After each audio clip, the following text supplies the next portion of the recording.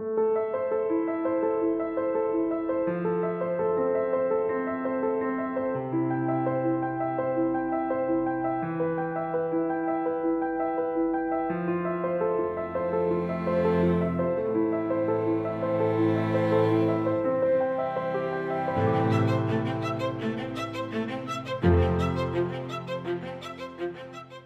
Messieurs, bonjour, bienvenue à l'émission Cultiver son savoir. Vous savez, le portrait de nos travailleurs vieillissants change dans notre société. Si les travailleurs continuent à travailler après l'âge de la retraite, certains aussi qui ont pris leur retraite reviennent au travail. Autant d'éléments qui sont importants pour notre économie, mais aussi, il faudrait que ces travailleurs pensent également à leur santé dans tout ça. Nous en discutons aujourd'hui avec Mme Alexandra Lecourt, titulaire de la chaire de recherche sur la santé des travailleurs vieillissants à l'Université du Québec à Trois-Rivières. Je la rejoins à l'instant.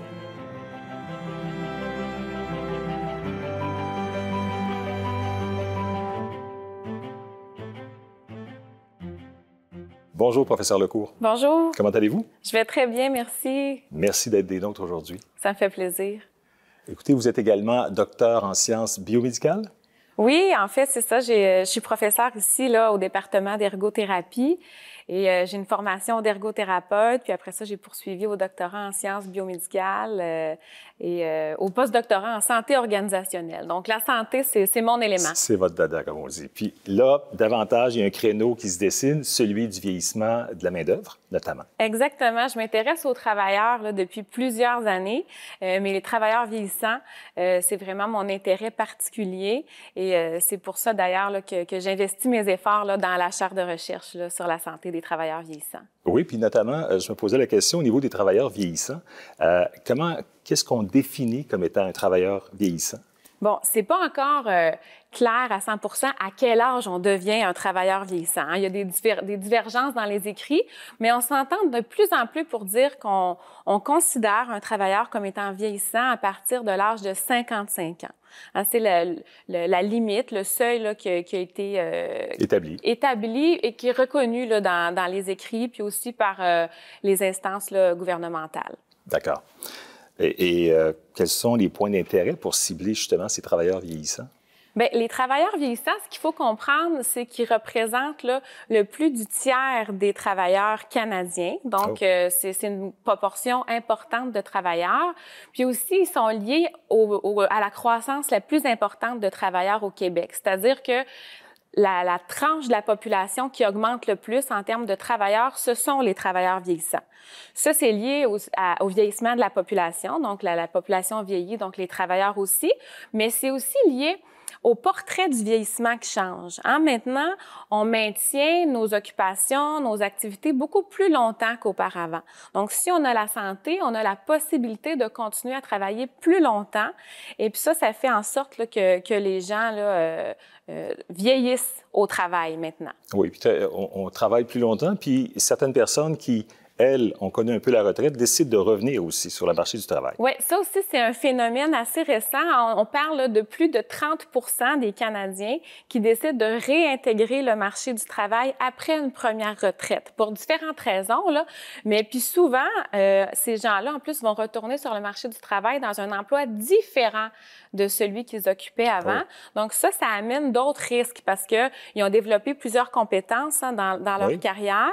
Par contre, là, ils vont essayer, dans le fond, ils se retrouvent comme étant des nouveaux travailleurs dans un domaine différent. Donc, c'est à considérer comme phénomène. Là. Oui, puis c'est un stress de plus pour le travailleur, qui n'est pas dans son domaine en même temps.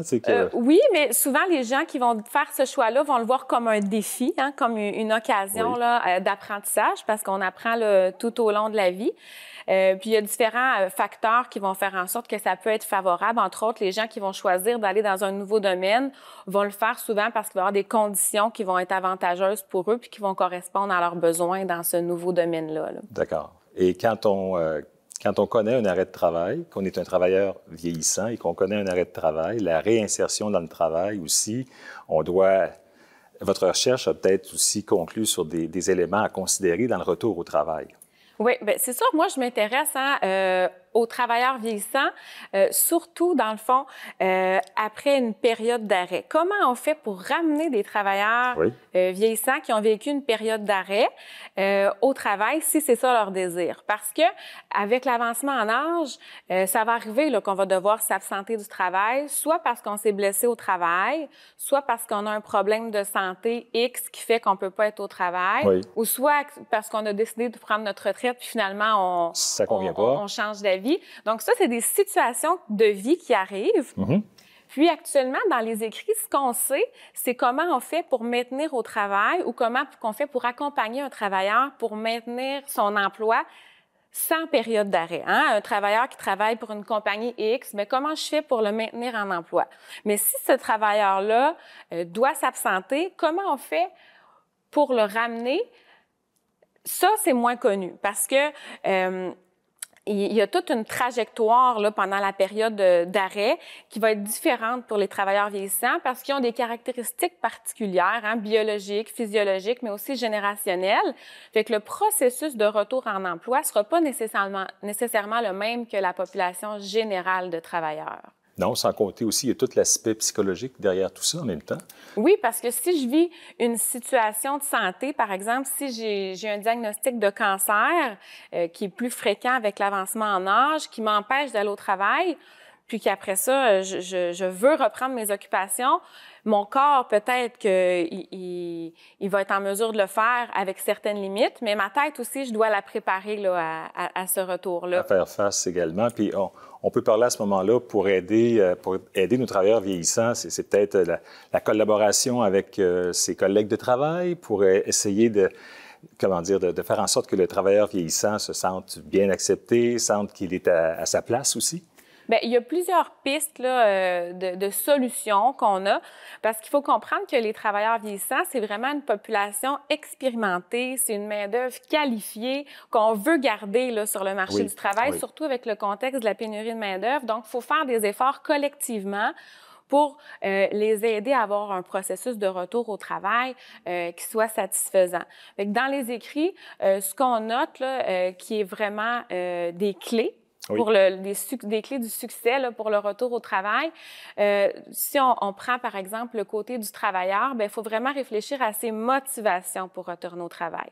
Donc, si je suis en arrêt de travail, il faut que j'ai dépassé ou j'approche l'âge de la retraite. Est-ce que j'ai ce désir-là de retourner, premièrement, c'est ça? Oui, puis pourquoi je veux le faire? Si c'est parce que le travail m'apporte de la satisfaction, m'apporte un espace où je peux me dépasser, où j'ai l'impression de contribuer à quelque chose, généralement, ça va être favorable pour la santé. Mais si je dois retourner parce que c'est des raisons financières, que j'ai pas le choix, là, au niveau de la disposition dans laquelle je retourne travailler, ça va être différent. Puis, il est plus risqué que j'ai je vais peut-être avoir plus de difficultés et de problèmes de santé liés à ce retour au travail-là. On est un peu dans les impacts aussi du vieillissement au travail, mais quels sont-ils, ces impacts-là?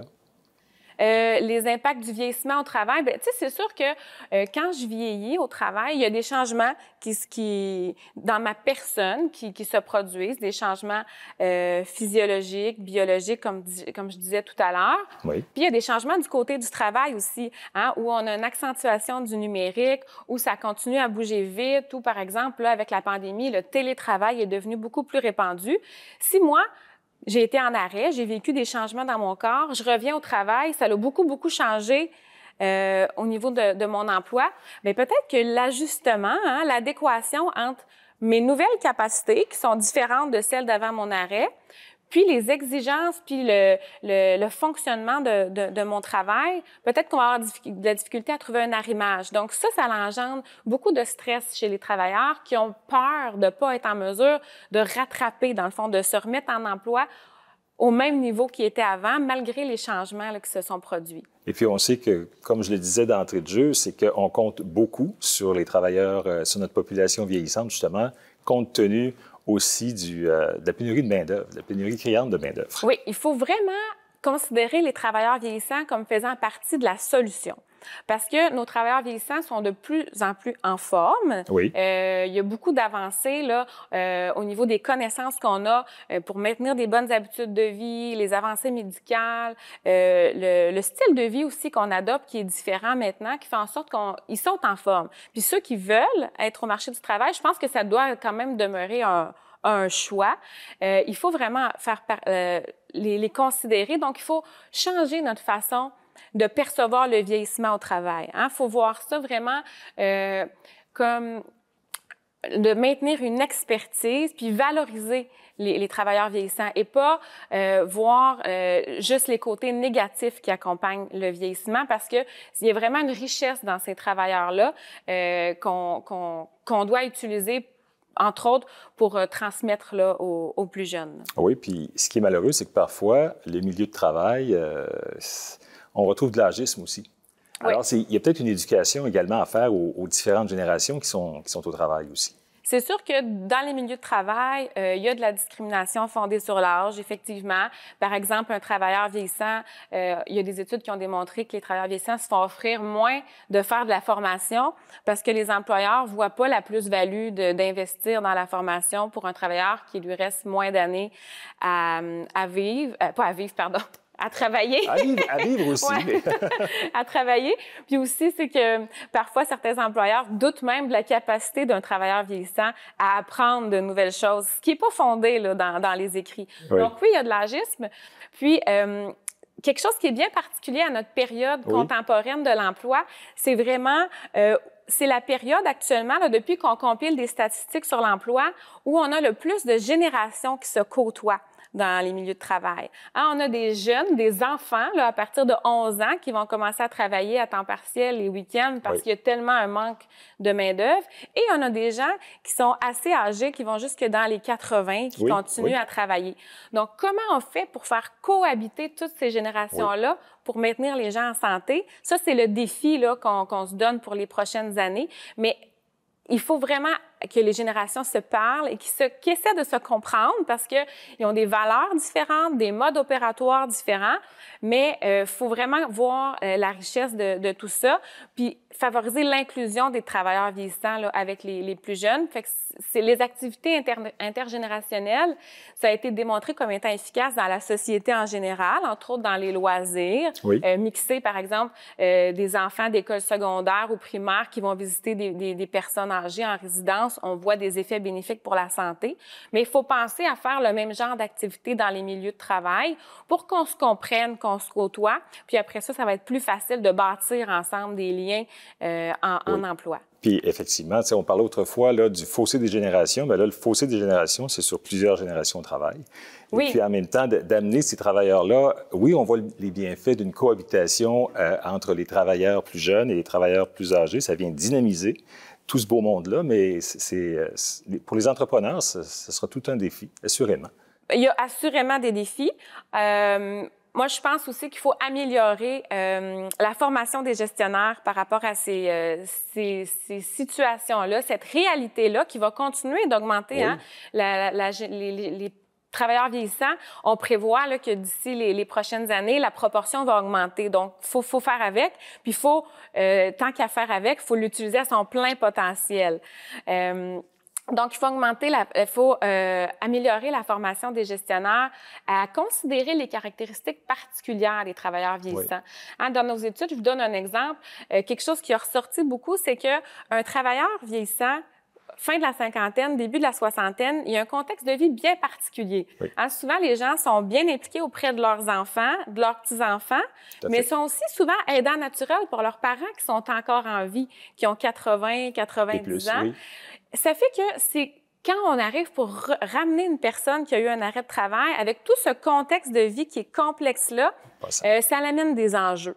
Donc ça, c'est une situation là, particulière qu'on a notée, qui est une caractéristique, dans le fond, spécifique des travailleurs vieillissants qu'il faut tenir compte. Et si les générations des travailleurs vieillissants étaient des gens dédiés à l'emploi, les plus jeunes générations de travailleurs, eux, sont plus conscients de leurs besoins et vont faire plus de place également à ce qu'ils sont et ils ne voudront pas travailler trop également. Fait qu'il y a tout ça aussi à mettre en relation également. Oui, bien là, je ne veux pas faire de généralisation, mais c'est sûr qu'il y a des valeurs différentes. Oui, hein. totalement. Puis la place du travail dans notre vie, le sens qu'on accorde au travail, comment ça influence notre identité de personne, c'est clairement influencé par notre génération.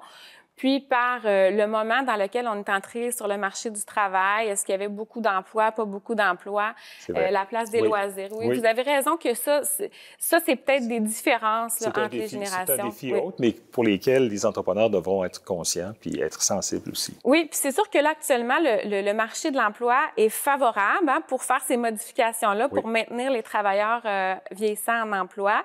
Donc, les employeurs sont prêts à plus de flexibilité et à adapter un peu peut-être les tâches de travail pour maintenir nos travailleurs vieillissants en emploi, pour que ça soit qui apportent une contribution valable à l'organisation, mais qui maintiennent leur santé aussi de l'autre côté. Oui, puis en même temps, qui maintiennent aussi le fait qu'ils sont heureux d'être en poste aussi au travail. Oui, bien, quand je parle de santé, ça va au-delà de la santé physique, mais ça va aussi dans ce que ça m'apporte puis comment je me sens dans mon emploi. Fait que pour un travailleur vieillissant, on en a parlé un peu, mais si on revient sur le fait de vouloir préserver sa santé, il doit, d'une part, on parle de santé psychologique, on parlait de santé globale également, mais quels sont les différents enjeux à préserver au niveau de la santé, les différents éléments plutôt? Si je parle du point de vue du travailleur, quand je suis en emploi puis j'avance en âge, il faut vraiment que souvent les travailleurs vieillissants se connaissent bien, parce qu'ils ont de l'expérience et du vécu au travail. Donc, il faut pas avoir peur d'exprimer les limites, d'exprimer les besoins puis les limites. Fait que le canal de communication avec l'employeur, il est ultra important. Donc, il faut que l'employeur soit aussi à l'écoute de ses besoins et ses limites-là.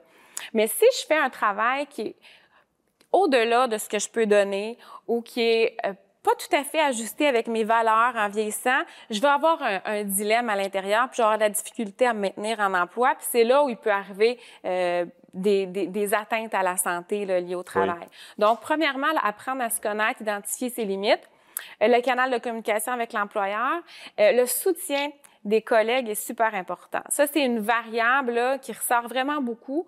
Donc, d'être dans un milieu soutenant, dans lequel je vais avoir de la reconnaissance, dans lequel je vais avoir du plaisir, ça fait vraiment une différence là, pour la santé au travail à long terme, là, pour se maintenir en emploi. Oui, puis vous avez raison. Je pense que les employeurs sont de plus en plus conscients de tout ça, puis ils n'ont peut-être pas le choix non plus de pouvoir tourner la page puis d'aller vers un processus où tous les types de travailleurs vont être bien acceptés au travail aussi, puis il va y avoir une belle cohésion entre ces gens-là. Oui, puis tu sais, on parle beaucoup dans notre société de diversité. Là. Bien, dans nos milieux de travail, on en a aussi de la diversité, puis il faut adapter. Par exemple, on voit de plus en plus l'importance d'accommoder les travailleurs vieillissants, oui. Donc peut-être d'adapter certains postes de travail pour les spécificités des travailleurs vieillissants, comme réduire le nombre d'heures. Ça pourrait être de permettre le télétravail. Ça, on est en train d'explorer ça, comment ça pourrait devenir une mesure d'accommodement pour un travailleur vieillissant. De développer aussi des nouveaux postes. Ça peut être un poste de mentorat où un travailleur vieillissant va venir partager son expertise. Donc, il faut penser à transformer le travail et ne plus le voir là, comme des postes fixes là, de 8 à 5, du lundi au vendredi. Ça, c'est moins adapté à la réalité des travailleurs vieillissants. Et la formation continue de ces travailleurs vieillissants-là? Bien, ça aussi, quand on parlait tantôt des enjeux d'agisme, on voit qu'ils ont moins d'opportunités de formation puis de développement de compétences. Ça aussi, ça va être à considérer parce que nos travailleurs vieillissants sont efficaces généralement au travail parce qu'ils ont appris, c'est ça, des méthodes de travail. Donc, il va falloir leur offrir de la formation continue, mais spécifique à leurs besoins à eux. Donc, quand je dis qu'ils se connaissent puis ils ont appris à se connaître, bien, il faut leur demander qu'est-ce que toi, tu penses qui pourrait te permettre de développer encore plus dans ton milieu de travail, d'être performant, mais aussi d'être bien dans ton milieu de travail, puis d'offrir ces formations-là. Donc, beaucoup d'écoute, beaucoup d'échanges à ce niveau-là. La communication, effectivement, ça. Puis ça, c'est... chez nos travailleurs vieillissants, parfois, c'est pas quelque chose qu'ils ont appris nécessairement à communiquer, à échanger. Donc, il y a de l'éducation à faire aussi là, des deux côtés, autant du côté du travailleur puis de l'employeur. Et j'imagine également, pour préserver sa santé, si on parle d'un cas d'un travailleur qui a pris sa retraite puis qui décide de revenir sur le marché du travail et que son milieu était plus ou moins toxique, je pense que c'est des milieux à éviter naturellement. Oui, bien, c'est sûr que la qualité du travail, donc quand je parle de qualité du travail, on parle peut-être de conditions de travail, d'avantages sociaux, ça peut rentrer dans les conditions de travail, mais aussi de la reconnaissance que je reçois, du climat de travail entre les gens. Ça a une grande influence. Généralement, les gens qui vont choisir de revenir sur le marché du travail après la retraite vont choisir des milieux plus de qualité. Quand je suis forcée d'être en arrêt de travail pour une maladie ou un accident de travail, là, j'ai moins ce choix-là. Donc ça peut être un enjeu là, qui fait que si je retourne dans le milieu de travail qui a causé mon arrêt de travail, bien là, je suis comme pris dans un engrenage. Oui. Là. Ah oui. Donc ça aussi, c'est des enjeux de société là, qu'il faut réfléchir collectivement parce que c'est pas spécifique aux travailleurs vieillissants. Là. Ça peut toutes les couches de travailleurs. Oui, c'est ça. Par contre, chez les travailleurs vieillissants, étant donné tous les changements qu'ils vivent personnellement liés à l'âge, ça peut avoir des effets exacerbés. Oui, effectivement.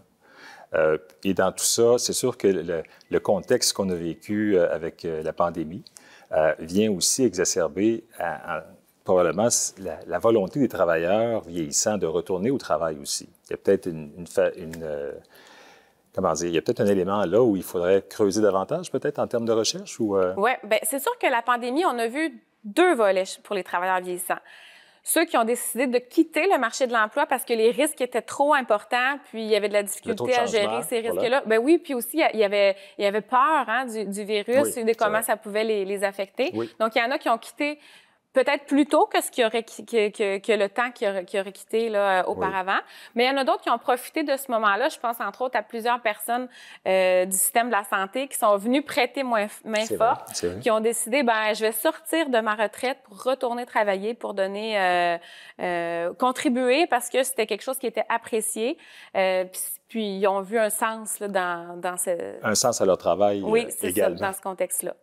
Donc, on parle de l'importance de transformer le travail, peut-être l'importance aussi pour les entrepreneurs de se transformer aussi eux-mêmes. Oui, puis ça, tu sais, quand on parle de changement, de transformation, c'est pas facile de sortir de sa zone de confort, d'innover.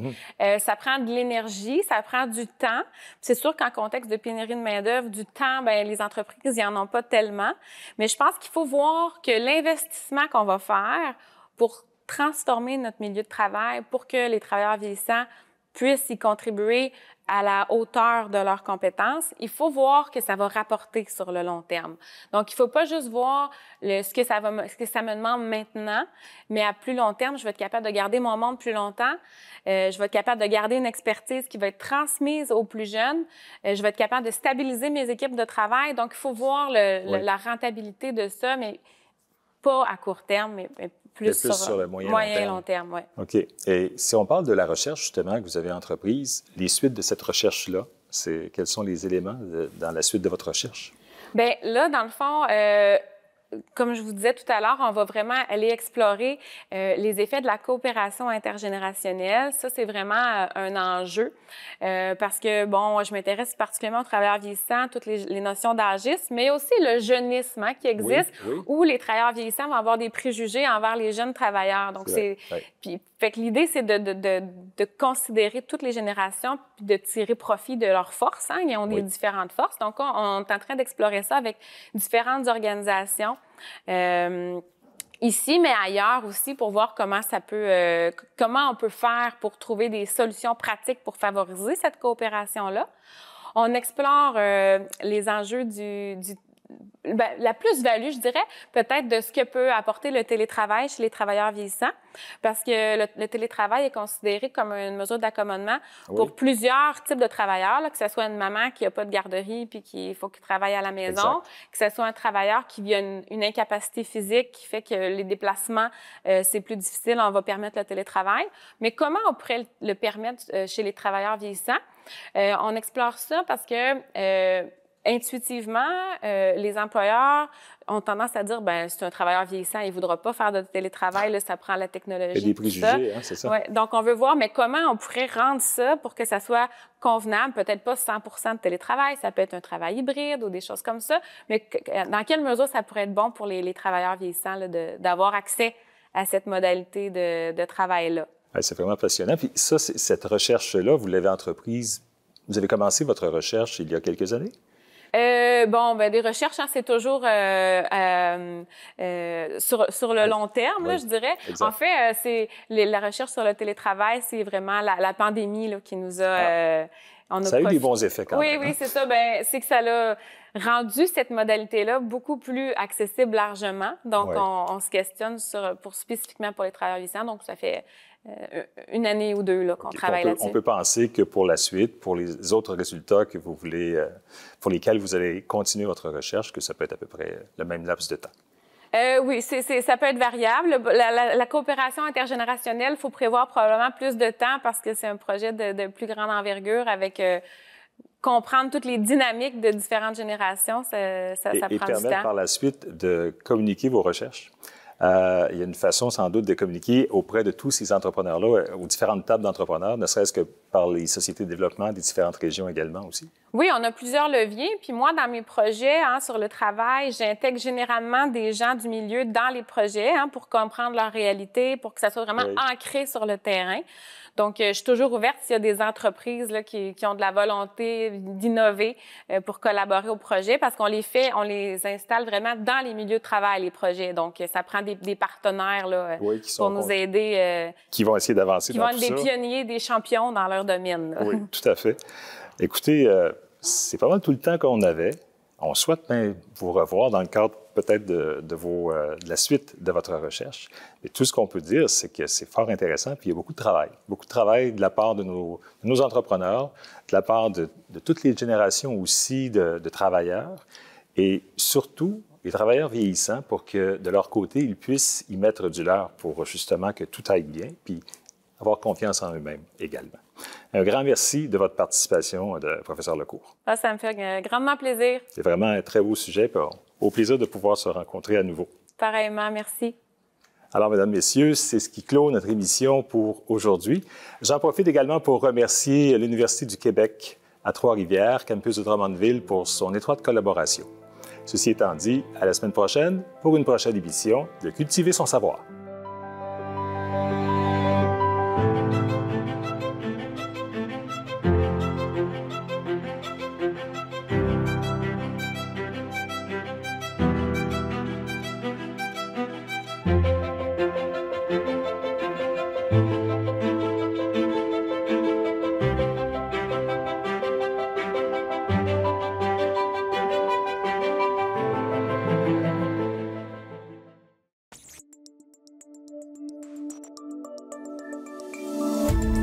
Cette émission d'Accès est appuyée par Cogeco et est rendue possible grâce à la collaboration de la communauté avec Nous TV.